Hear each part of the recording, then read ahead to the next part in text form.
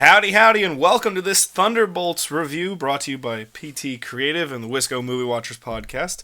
I'm your host, Evan Davies. Now, on this small little review episode, I'm going to be doing a non-spoiler portion and a spoiler portion. So, the non-spoilers are going to come first. So, if you haven't seen the movie yet and you just want to get some vibes, first part of this is going to be great.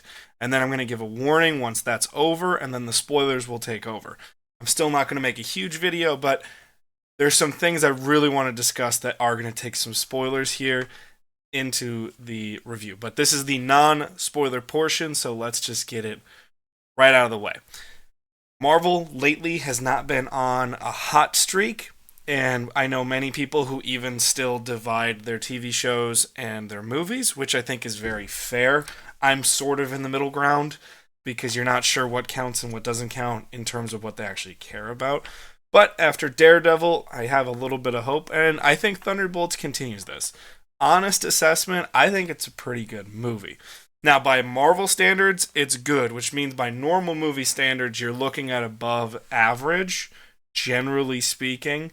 But I think movies in general, the cinema in general, has been more trying to meet Marvel as opposed to Marvel meeting them, which is not inherently a great thing, but that's the way of the movies right now. This is absolutely, positively better than Captain America Brave New World, which was so bad I didn't even do a review for it. And I went to an early screening, I was ready to go, and I was so sad afterwards, I couldn't even give you a review. Very different case here. I can legitimately tell you that I did have tears streaming down my face in this movie.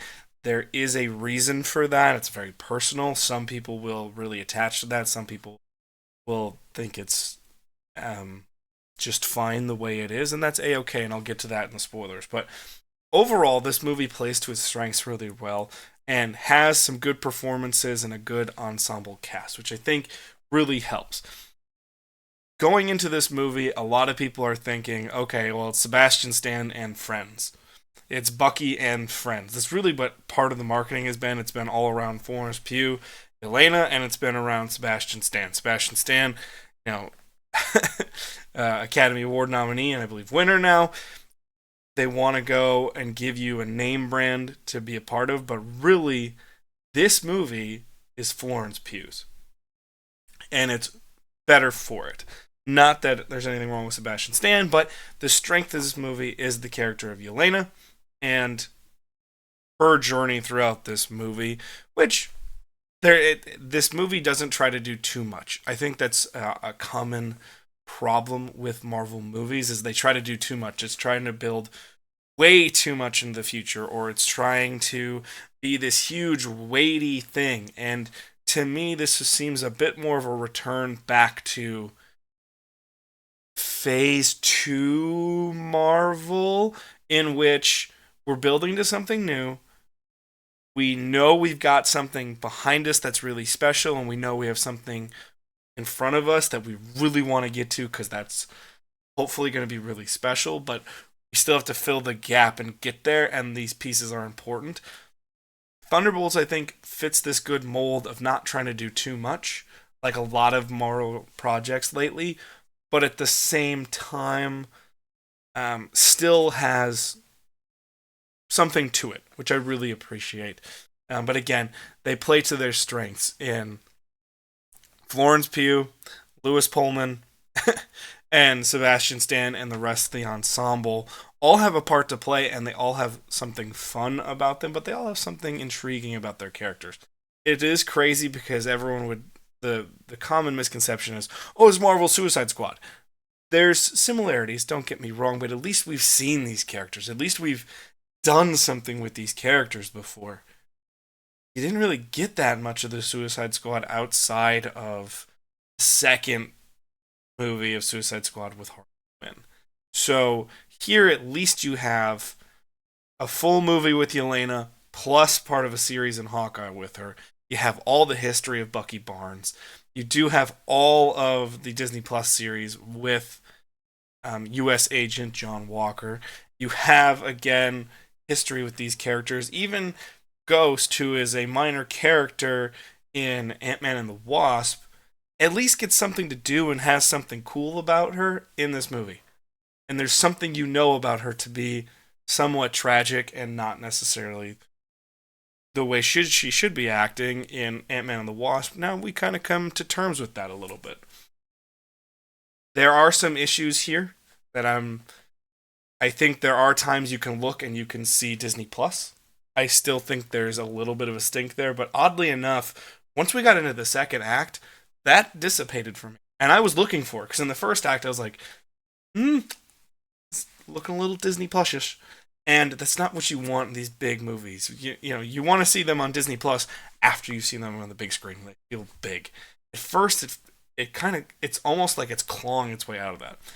And it's a very self-aware movie where they just needed a hit. Just hit a double. That's all they needed. Hit a single even. Just do something as an analogy that's positive. I think Thunderbolts does that. But again, it's performance-based, which I really like. Deals with themes of shame, redemption, and does it in a way that I think is both... I think it's honest to comic books. In that you can deal with these really, really big issues in comic books. And although most of the time you deal with those big issues, they seem somewhat surface level. Because of the visual medium of them, they allow you to get something and touch somebody. And I was just part of that crew in this time. And I still think it's somewhat surface level, but I think that's okay. Because then at least gives some depth to these characters that people can understand, but it's not so much that, you think they're doing something they shouldn't, or they're going into a territory that they're clearly not meant to do. I think this is an overall fun movie with some good action pieces to it that are a little bit of fun, but they're very self-aware. It takes the piss out of itself constantly, but this at least fits the tone. Where there are some complaints with Deadpool and Wolverine, for instance, that it was a little too self-referential and it started to punch down a little bit and almost belittle a viewer. I can understand that. I don't necessarily agree, but I can understand what people are coming from, and the fact that it kind of said, hey, do you remember the last 5 years that you guys have devoted to this franchise? Well, we know it's shit, so don't worry about it. So we're going to make fun of it all, but we don't do it necessarily in the most self-aware way.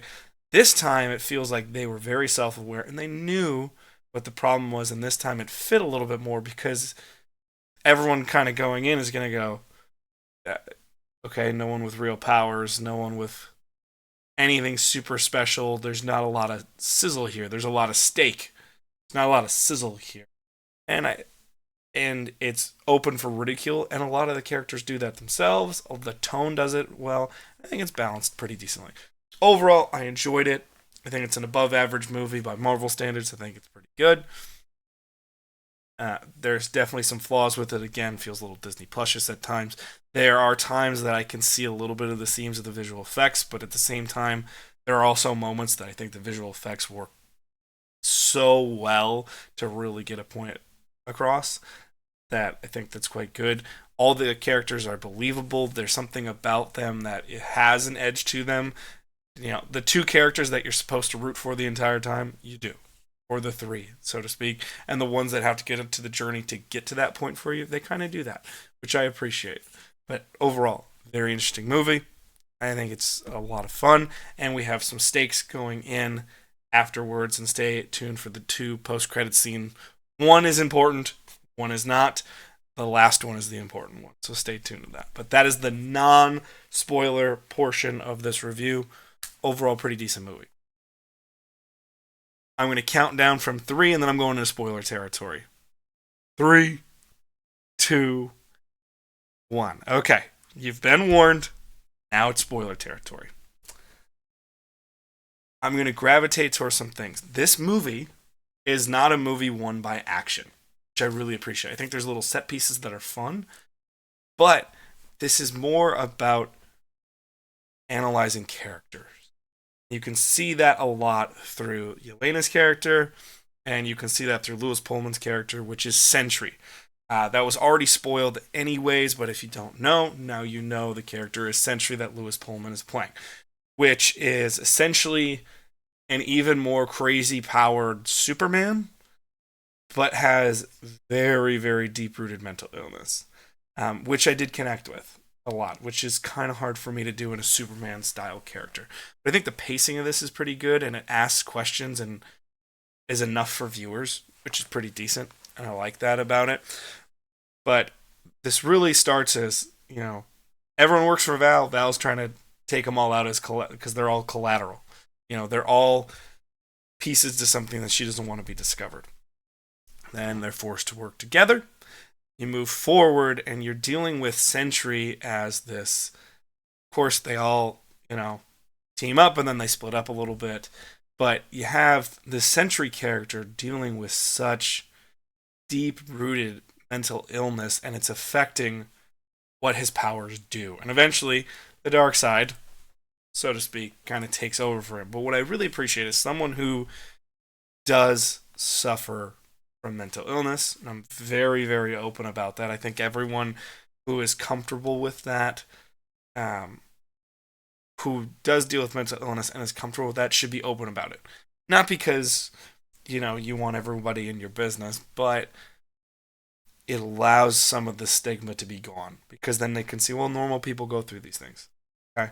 We don't always have to do everything alone. And that's something I've really, really appreciated in this film, is there is moments in this where you get bad advice, you let that kind of run your life because it helps temporarily. But then you move forward and you realize that's some of the worst advice you could ever get. And you're just constantly beating yourself up. And there's this beautiful scene, at least to me, it's what brought tears to my eyes, in which, you kind of see this meta landscape of Sentry who wants to be good fighting Sentry who is bad. And it's really him fighting his own mental illness and his own demon. And the more he fights, the worse it gets. Because he's not necessarily confronting his problems in a healthy way and dealing with them. He's trying to beat the problems out of himself, therefore making it worse because he's only harming himself. And to me, what was crazy is with the visual effects and the way they presented that visually. I don't think it's the deepest representation of mental illness I've ever seen on screen. Far from it. But as someone who does deal with things like depression and anxiety, I saw myself.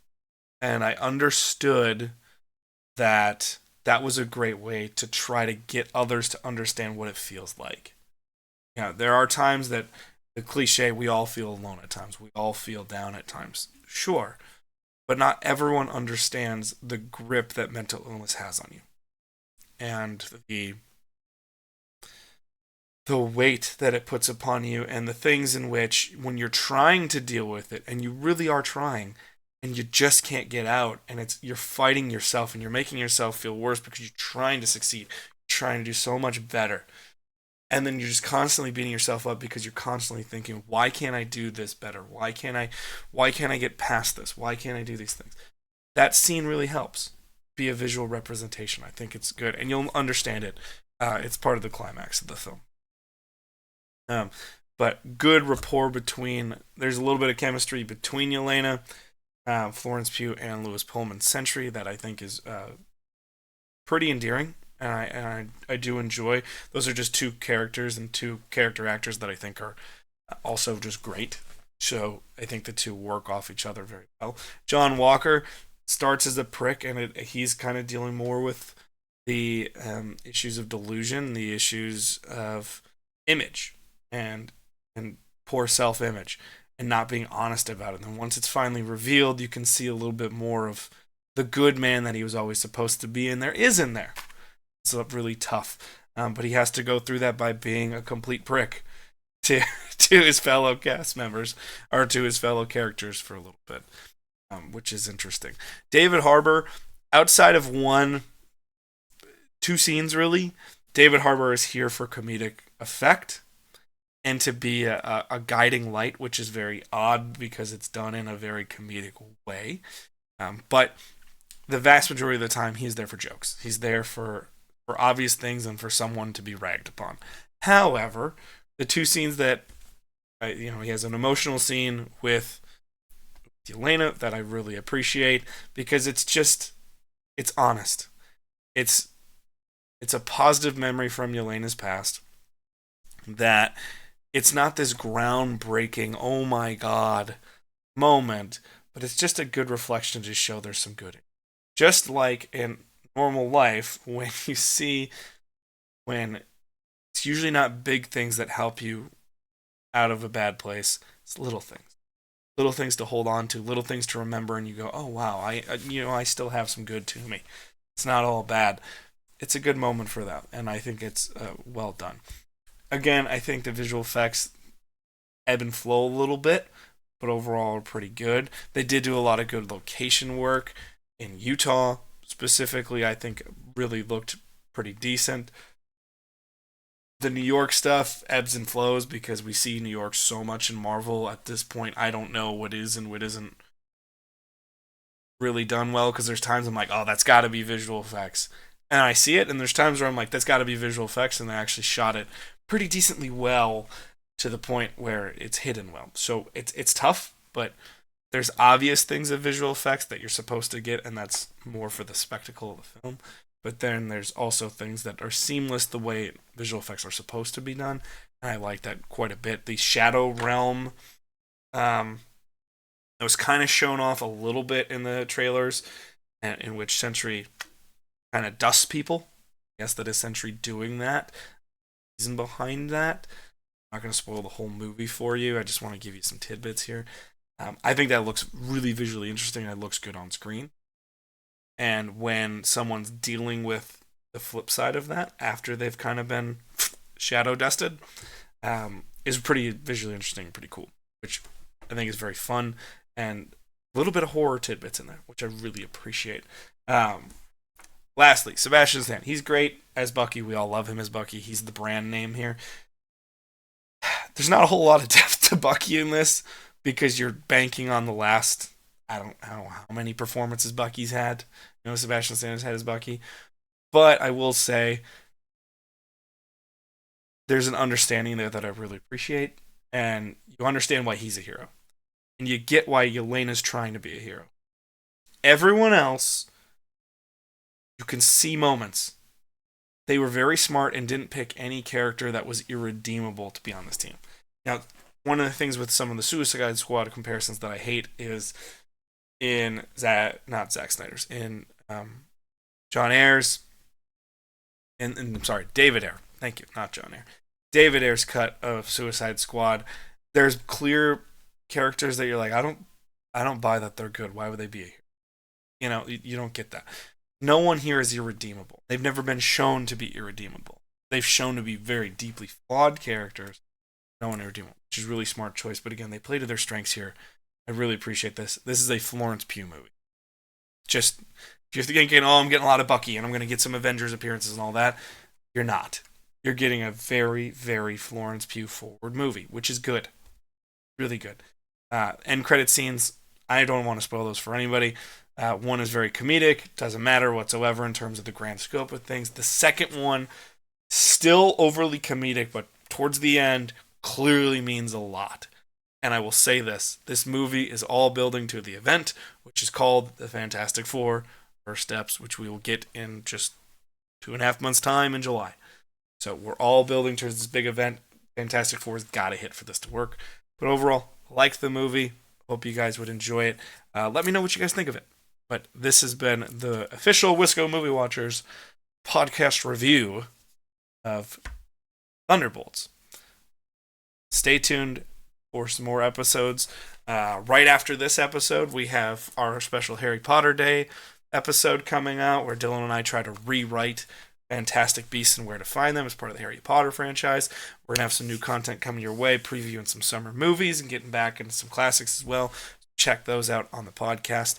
Plus, check out the ONETA Show, where we're going to do some more movie crossovers as well. We did part of the greatest movie action scene of all time tournament, which happened in March. You can go check out that on Wisco Movie Watchers Podcast and the ONETA Show, and there's a whole playlist of all that action for you if you want to check it out on YouTube. Plus, a lot of other fun crossovers. We just did an NFL draft episode. Got some more fun stuff coming down the pipeline. But go check out the rest of PT Creative. We appreciate it. Peace, love, and hugs. Love yourself. And if you ever need help, reach out and get the help you need, just like I have done in the past. Peace, love, and hugs to you all. Goodbye!